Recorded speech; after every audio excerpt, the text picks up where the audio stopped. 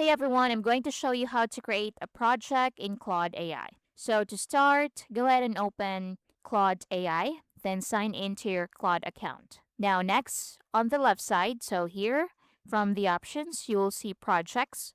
So click on projects. So here you can search for your projects. You can see your current projects in here. You can also sort by recent activity, last edited, and date created.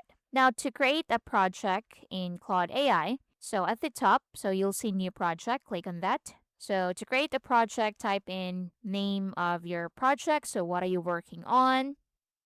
Then what are you trying to achieve? So you need to describe your project, your goals, your subject, etc. So put those informations in here and then once done, just click create project. And that's it. Now from here, at the bottom right, so you can add your files in here, you can add instructions.